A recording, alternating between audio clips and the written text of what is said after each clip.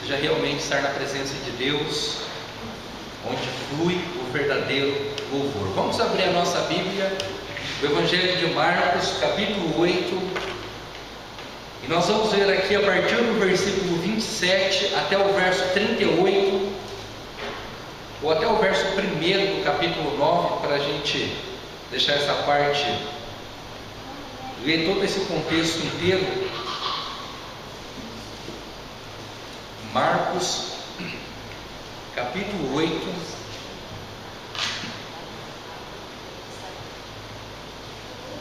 a partir do verso 27. Eu só queria que os irmãos se lembrassem que na semana passada nós consideramos a parte anterior, quando o Senhor Jesus Cristo ele entra de uma certa maneira em confronto com os fariseus, e os fariseus pediram um sinal. E é curioso porque o Senhor Jesus Cristo já havia feito tantos sinais, tantas curas, tantas demonstrações maravilhosas e grandiosas de poder, curas e mais curas, demônios que foram expulsos. O Senhor Jesus ele apaziguou a tempestade, ele multiplicou o pão por 2 vezes, mas eles ainda assim queriam um sinal. E me parece que esse é o mesmo problema do mundo que nós vivemos. Deus ele evidencia a sua grandeza em todos os elementos da criação. Para todos os lugares que você olha, você vê a grandeza de Deus, mas o ser humano ele é insaciável. Ele continua desejando e querendo cada vez mais sinais. Aí o Senhor Jesus Cristo não deu esse sinal além do que ele já havia dado para esses homens. E diz o texto que então que ele segue a sua caminhada com seus discípulos, e a partir do versículo 27 nós começamos a entrar numa parte crucial do ministério de Jesus, que é quando ele vai revelar alguns segredos para os seus discípulos. Eu vou ler o verso 27, e assim cada irmão pode ler o verso seguinte. Marcos 8, a partir do verso 27. Então Jesus e os seus discípulos partiram para as aldeias de Cesareia e de Filipe, e no caminho perguntou-lhes: quem dizem os homens que sou eu? João Batista, ou Elias, mas outros, alguns dos profetas. Então ele perguntou: mas vós quem dizeis que eu sou? Respondendo, ele disse: tu és Lucas. Advertiu-os Jesus de que a ninguém dissessem tal coisa a seu respeito. Então começou ele a ensinar-lhes que era necessário que o Filho do Homem sofresse muitas coisas, fosse rejeitado pelos anciãos, pelos principais sacerdotes e pelos escribas, fosse morto e depois de 3 dias ressuscitasse. Isso dizia abertamente, ao que Pedro, tomando uma parte, começou a repreender. Luz, porém, voltou-se, dando-os seus discípulos, respondeu a Pedro: disse-te, a reta ficará, porque não cogitas das coisas que Deus, e assim dá aos homens. Então, na mente dos discípulos, disse-lhes: se alguém quer vir após mim, a si mesmo se negue, tome sua cruz e siga. Quem quiser ter salvação da vida, perdê-la. Quem perdeu a vida por causa de mim, acontece ao mal. Que aproveitar o homem em tudo e perder a sua alma. Quem daria um homem em troca de sua alma. Porque qualquer que nesta geração adúltera e pecadora se envergonhar de mim e das minhas palavras, também o Filho do Homem se envergonhará dele, quando vier na glória de seu Pai com os santos anjos. Dizia-lhe daí: a verdade vos afirmo que, do que aqui se encontra, algum há que, de maneira nenhuma, passarão pela morte até que vejam ter chegado ao poder do reino de Deus. Isso, até o verso de número 9. Bom, só para nós entendermos, nós já vínhamos observando que o Senhor Jesus ele procurava uma oportunidade para conversar com seus discípulos a sós. Essa, na verdade, é mais uma é uma tentativa do Senhor Jesus para poder se encontrar com seus discípulos a sós e conversar com eles sobre algumas questões do reino. E diz o versículo de número 27, então, que ele pegou os seus discípulos e foi para as aldeias de Cesareia de Filipe. E é interessante porque essa aldeia ou essa cidade chamada Cesareia de Filipe, ela ficava a 40 quilômetros ao norte de Betsaida, perto dos pés do Monte Hermon. E essa cidade, ela era como se fosse um ícone da grandeza do Império Romano ou da glória romana. E é interessante exatamente pelo fato de que o Império Romano, depois de 2000 anos, não é nada.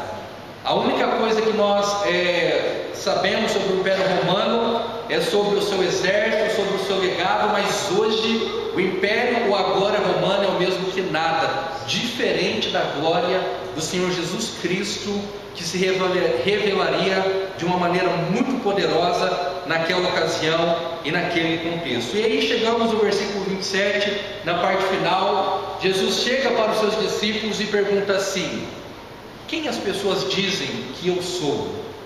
É uma pergunta curiosa. Nós gostamos de saber o que as pessoas pensam de nós, se bem que a maior parte do que as pessoas pensam sobre nós, elas nunca nos diriam pessoalmente. Mas o ponto que eu quero que você entenda é que, independente da opinião que qualquer pessoa tenha sobre você, isso não altera a realidade dos fatos, nem daquilo que você é e nem propriamente do contexto em que você vive, porque aquilo que nós somos na visão das pessoas é irrelevante e indiferente, mas aquilo que as pessoas pensam sobre Jesus faz toda a diferença. E é esse o ponto que o Senhor Jesus Cristo ele começa a trabalhar com os seus discípulos.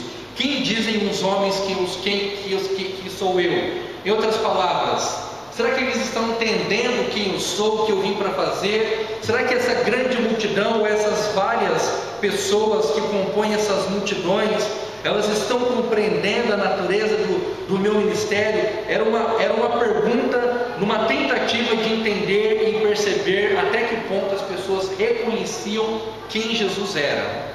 Aí no versículo 28, os discípulos responderam: olha, uns dizem que o Senhor é João Batista, o que é uma bobagem tremenda, porque João Batista era contemporâneo de Jesus.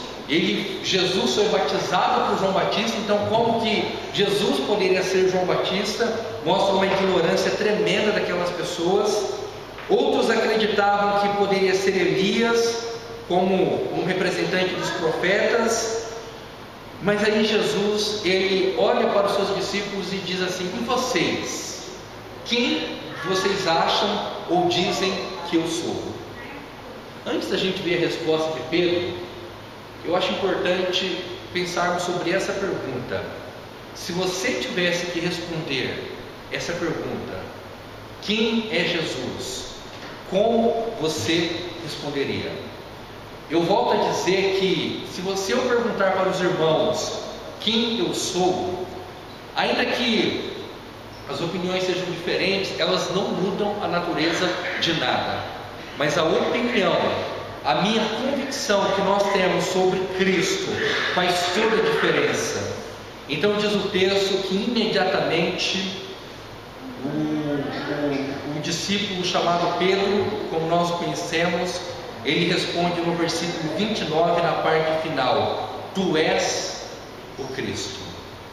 Uma confissão simples, mas profundamente poderosa e genuína. E nesse ponto é importante nós entendermos que o reconhecimento de Jesus como Cristo, que significa literalmente o ungido de Deus ou o Messias prometido, faz totalmente diferença na vida de uma pessoa. Porque quando Pedro profere essa palavra de reconhecimento, tu és o Cristo, ele estava dizendo: nós sabemos, ou eu sei, ele estava falando em nome dos discípulos, nós sabemos que o Senhor é quem o Senhor diz ser exatamente. O Senhor é aquele que foi enviado por Deus para remir dos nossos pecados. Então, quando Pedro ele faz essa afirmação, eu acredito que o Senhor Jesus deve ter ficado muito feliz, muito contente.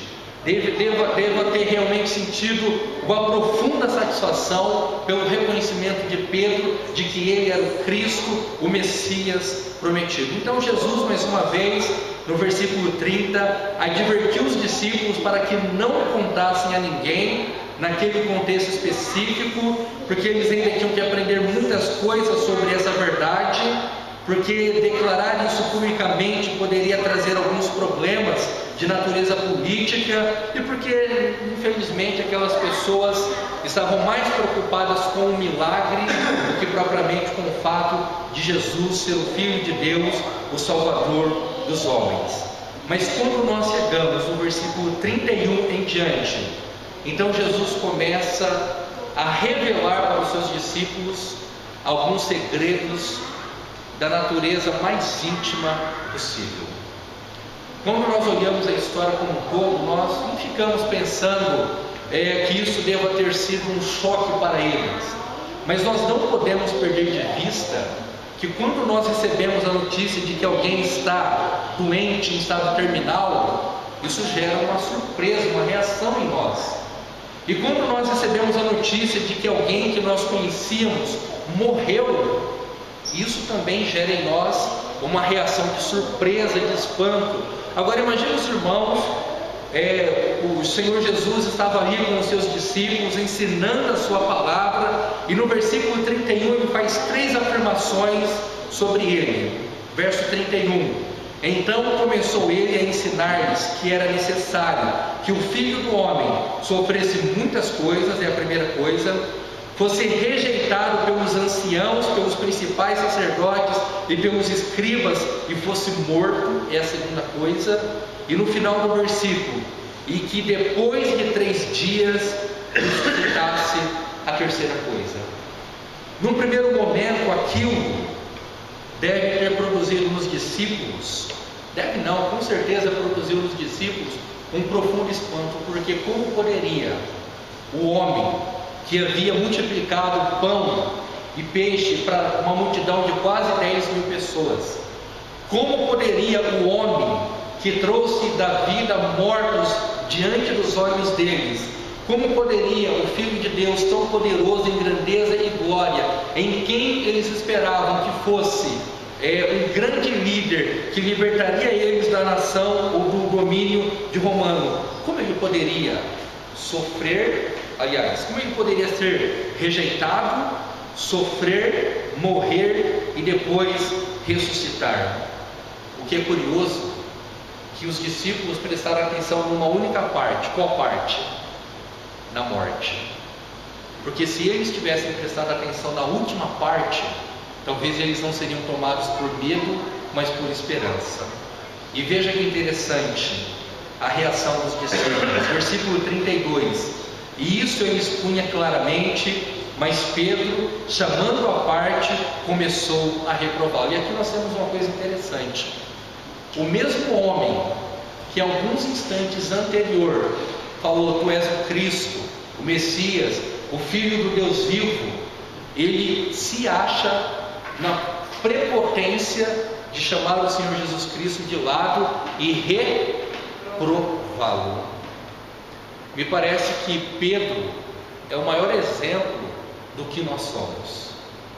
No mesmo momento que nós fazemos uma oração profundamente sincera, verdadeira, talvez até com lágrimas nos olhos, no instante seguinte nós somos capazes de fazer as maiores atrocidades de natureza espiritual. Foi exatamente o que Pedro fez. No primeiro momento ele reconhece a grandeza e o poder de Cristo, mas em outro momento ele acha-se mais inteligente, mais sábio e mais preparado, e chama Jesus de lado, começa a reprová-lo, e diz o versículo 33 então, que Jesus, voltando-se, fitando os seus discípulos, repreendeu a Pedro e disse: arreda Satanás, porque não cogita das coisas de Deus, e sim dos homens.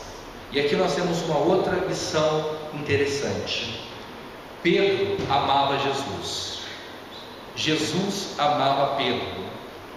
Pedro fazia parte do círculo íntimo de relacionamento com o Senhor Jesus Cristo, junto com Tiago e João.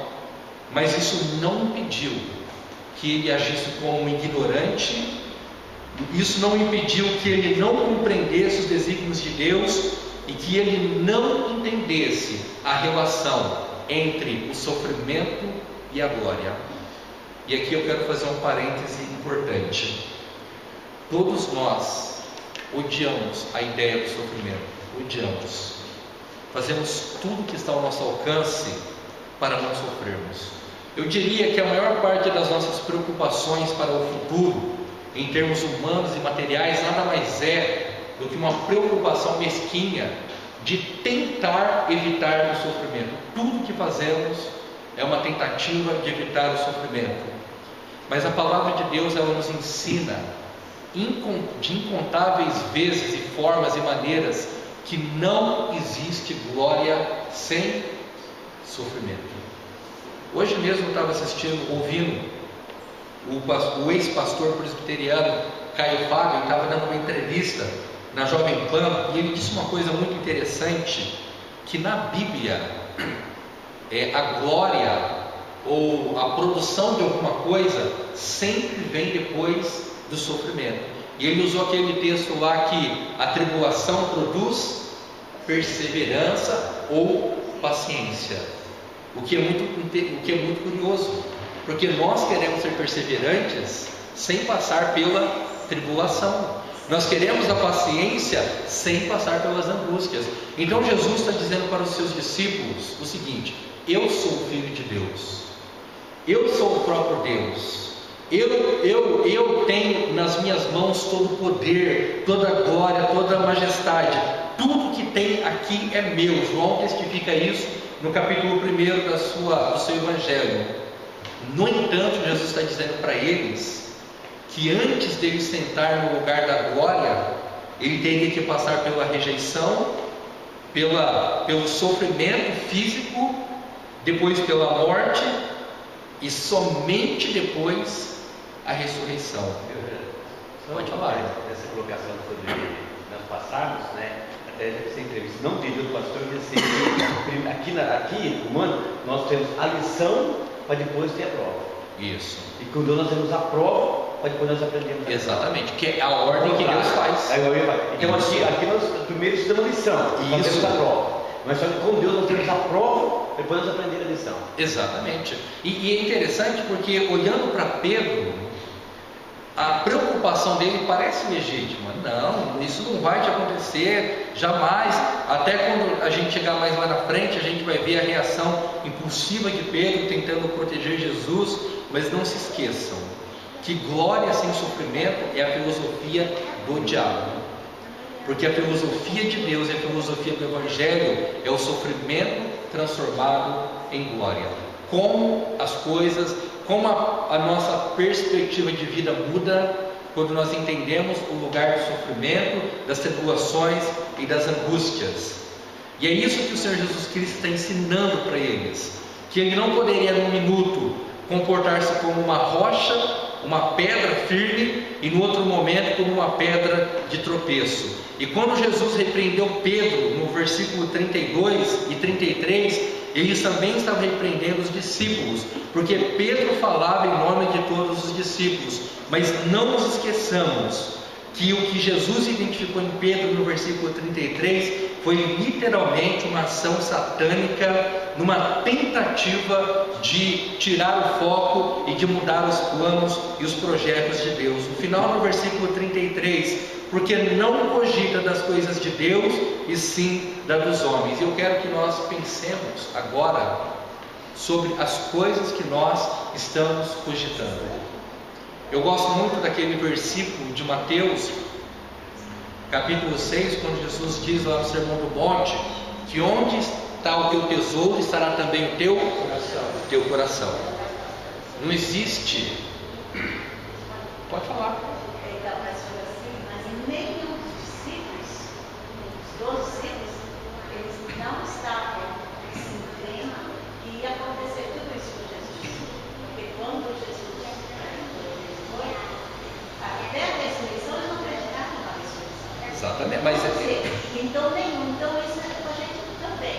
Às vezes a gente está com a palavra, a gente está lendo, e a gente ainda duvida. Sim. São os mesmos. E o diagnóstico é o mesmo. Por que isso acontece? Porque nós cogitamos as coisas dos homens e não cogitamos as coisas de Deus. Ele é usado, ele que falava do nome do colegiado toda ali, mas ele sabia que cada um, e Jesus É sabia claro. que cada um não estava entendendo aí. Isso, exatamente. E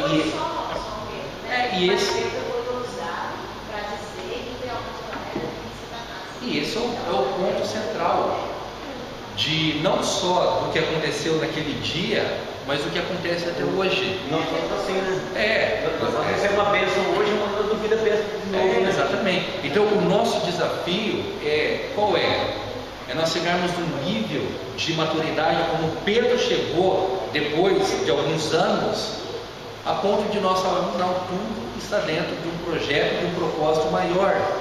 Que eu não sou aquilo, que eu não posso buscar a glória sem o sofrimento, e nem devo buscar a glória de maneira nenhuma, mas reconhecer que todo o sofrimento dessa vida será transformado em glória no futuro. Mas como essa verdade vai fazer sentido para as mentes humanistas, para as mentes seculares, para as mentes que são treinadas a pensar no aqui e no agora?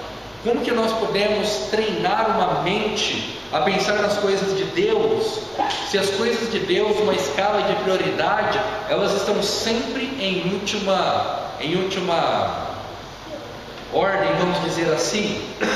Então veja que Jesus ele foi categórico, não cogita das coisas de Deus e sim das dos homens. E foi essa afirmação que serviu de preparação para a afirmação seguinte, no versículo 34. Aí Jesus ele para de falar com os seus discípulos, percebam que a multidão já estava ali novamente, não estava antes, mas já estava ali, porque Jesus não conseguia se desvincular da multidão em nenhum instante. Então ele convocou a multidão que estava por ali, e juntamente os seus discípulos, e disse-lhes: se alguém quer vir após mim, a si mesmo tome a sua cruz e siga-me.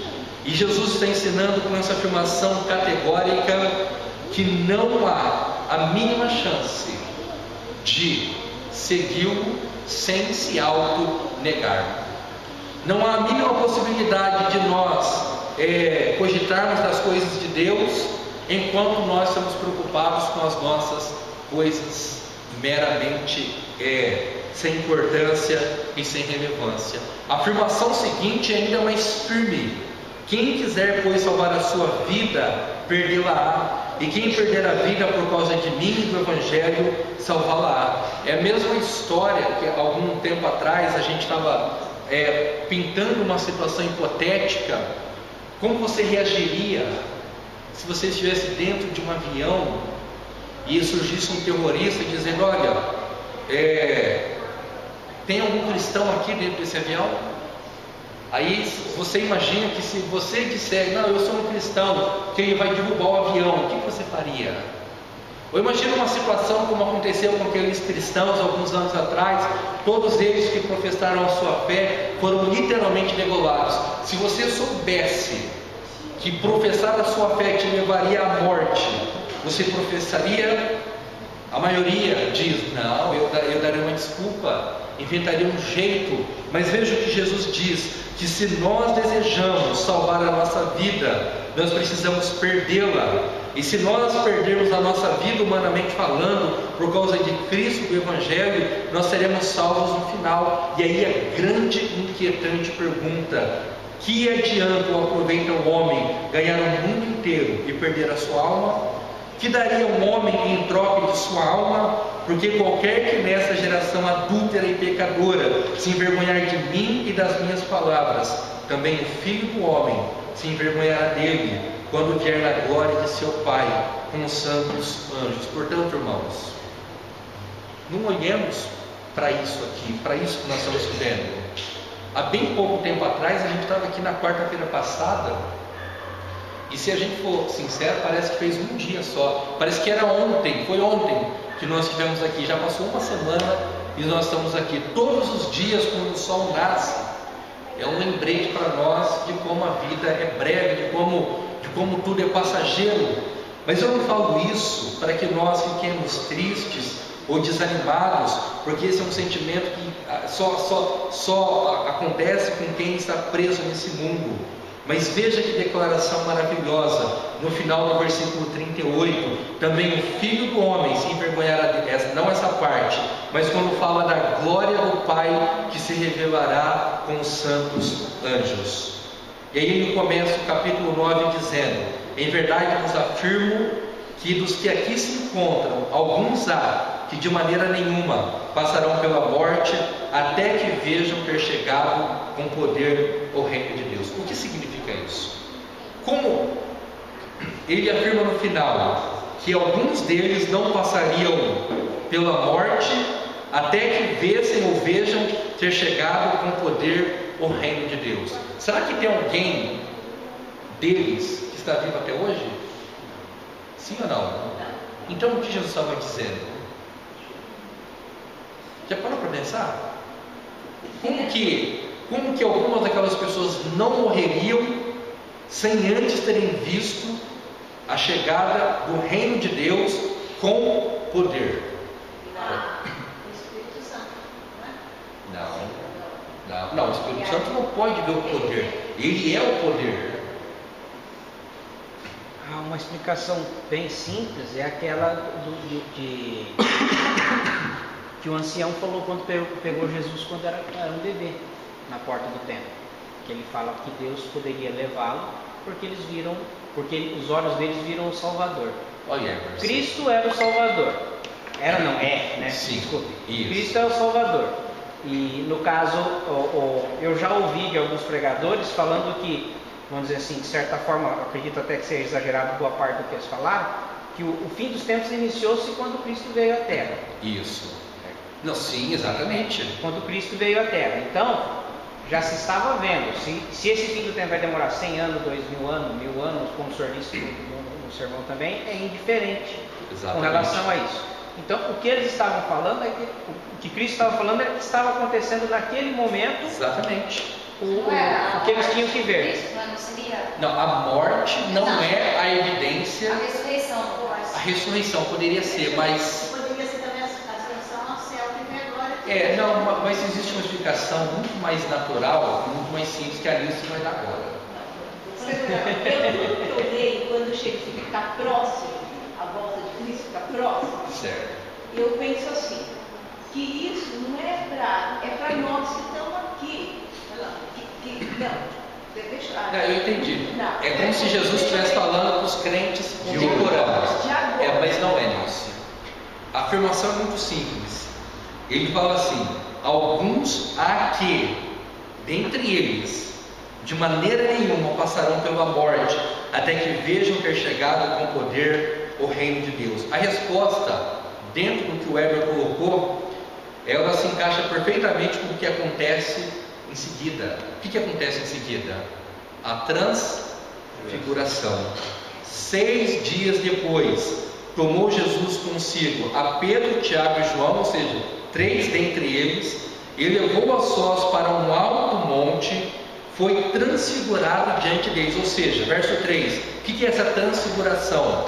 As suas vestes tornaram-se resplandecentes e sobremodo brancas, como nenhum lavandeiro da terra as poderia alvejar. Ou seja, eles estão vendo a demonstração do poder antes da morte. Apareceu-lhes Elias com Moisés. Elias e Moisés, não é uma figura de linguagem, literalmente. Elias representando os profetas, Moisés representando a nação de Israel quando saíram do Egito, que foi o grande responsável, e falavam e estavam falando com Jesus. Aí veja, Pedro, com o seu coração totalmente humano, tomando a palavra. Veja bem, primeiro que não tinha nem que tomar a palavra, né? Uma hora dessa você tem que ficar em silêncio. Mestre, bom é estarmos aqui e que façamos 3 tendas. Uma será tua, outra para Moisés e outra para ele. Vamos fazer uma tenda para cada um aqui, nós vamos ficar aqui para sempre. Verso 6. Pois não sabia o que dizer. Se não sabia o que dizer, ficasse em silêncio. E o verso 6. Por estarem aterrados. A seguir veio uma nuvem que o envolveu e dela uma voz dizia: este é o meu filho amado, a ele ouvi. E de relance, olhando ao redor, a ninguém mais viram com ele, senão Jesus. Então é a explicação do versículo 1 do capítulo 9. Uma demonstração de poder antes deles terem visto a morte, mas veja que foi rápido. Por que Jesus não aceitou fazer uma tenda? Porque não era o trabalho dos discípulos ficarem ali para sempre. Ali foi um pequeno vislumbre, uma pequena manifestação do poder, da glória e da grandeza de Jesus. Inclusive o próprio Deus falou: este é meu filho amado, a ele ouvi. O que nós experimentamos hoje com o Evangelho é uma pequena demonstração de uma glória que se revelará por toda a eternidade. Nunca duvide disso. Duvide de tudo que você vê no mundo, de todas as ilusões, de todas as propagandas, de toda a filosofia secular e mundana. Mas o Evangelho nunca duvide. E a promessa é exatamente essa. E aí diz o texto então que por breve tempo aquilo aconteceu, e logo no próximo instante não viram ninguém com eles senão Jesus. Aí a gente pensa: agora sim eles aprenderam a lição. Mas veremos que essa não é uma lição que se aprende com muita facilidade. Mas o que Jesus está fazendo é pegando eles pela mão e levando para níveis cada vez mais profundos. É isso que ele deseja fazer e faz com a sua igreja. Ele nos pega pela mão e vai nos levando e nos revelando e nos conduzindo a níveis mais profundos. Mas tem gente que gosta de ficar sempre no estágio inicial. Por isso não entende e não compreende e não discerne das coisas grandes e maravilhosas de Deus, que são ocultas para aqueles que não têm o Espírito Santo do Senhor. Amém? Amém, Carlos. Deixa eu falar uma coisa. Pode falar.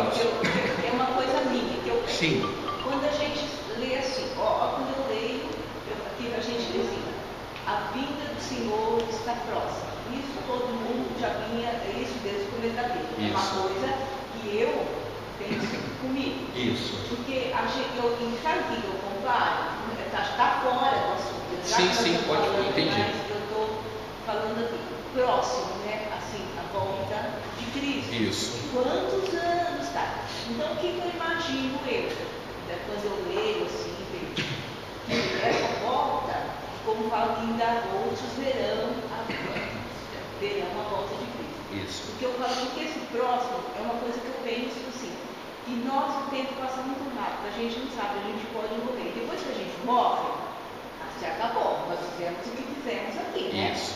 Então, essa parte, quando fala que está próximo, a volta de Cristo, eu penso que é a nossa morte, cada um de nós. Se eu morrer amanhã, então eu não tenho mais o que fazer. Então, para mim, ela já foi, que está próximo. Sim. Veja, a gente tem uma... Não, cada um, eu tenho uma... É a minha... Não, mas nunca diga isso. Cada um tem... Não é cada um tem. Existe uma verdade. Lá em Efésios, quando Paulo está falando sobre Jesus, ele usa uma expressão: a plenitude dos tempos. Talvez essa seja a melhor ilustração para falar sobre essa questão dos últimos tempos. Então, imagina que desde quando Deus começou a se revelar lá no Antigo Testamento para Israel, veja todos aqueles elementos, todos eles simbolizavam alguma coisa, mas as coisas foram caminhando, foram se tornando maiores, mais profundas, até chegar em Jesus. Jesus é a plenitude dos tempos, é o ponto mais alto da história, não tem nada maior do que isso.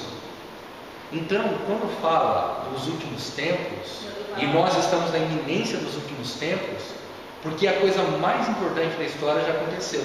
A gente não pode analisar essa expressão com base na nossa existência, porque a nossa existência ela é que nem um sopro. Então não tem como eu falar não, porque para Deus não é essa contagem de tempo como é para nós. Mas uma coisa nós podemos afirmar com toda certeza, que quando a última gota, ela cair, e quando os últimos acontecimentos dos decretos de Deus se concretizarem, e quando de fato tudo aquilo que Deus planejou, idealizou, e todos aqueles quantos foram eleitos na história tiverem sido alcançados, então aí sim, todos saberão. Para nós não é interessante e nem importante saber quando será, mas para nós é importante saber que todo joelho se dobrará e toda língua confessará. Alguns o farão por prazer e alegria e contentamento, e outros farão simplesmente porque não terão outra alternativa a não ser reconhecer a grandeza dele. Então, isso quando explica isso daí, quando fala a vinda do Senhor se aproxima, a papilar, a vinda do Senhor se aproxima. Sim, é iminente, é a qualquer momento. Não, eu sei. Preparado, né? O problema é que essa alerta é para a gente sempre estar preparado. Se fosse amanhã ou Jesus chegando, se você estiver preparado. E eu já penso que é assim, que era nós que vamos morrer, depois que morrem, não sei se vão Mas você viver. não sabe que Não é em relação a nós, é em relação a Cristo. A vinda dele está próxima. A qualquer momento, a qualquer instante, ele pode surgir nas nuvens, como diz lá em Apocalipse, quando fala que a sua vinda será como um relâmpago. Exatamente. Não é em relação a nós. Não, em relação a ele. É em relação a ele. A vinda de Cristo. Exatamente. E quando fala que está próximo, Porque porque está próximo. Significa. Mas a gente vê assim, Deus tem, assim, quase a Bíblia toda, né? Então, É. Deus vai. Mas você está analisando uma perspectiva humana. Só que é bíblico, né? Para Deus, um dia é como 1000 anos. 1000 anos é como um dia. Então, né, a contagem dele não é nossa, né? O que são 2000 anos? Para Deus. Então, um dia para Deus. Exatamente. Para nós é Muita coisa, para não vai ele. entender nada. E nem para nós não vai ser muito quando nós mesmos estivermos na eternidade. Para Deus é que nem ontem para nós. Bom, vamos passar para o nosso momento de oração. E nesse momento de oração a gente vai continuar orando pela recuperação da Alexandre.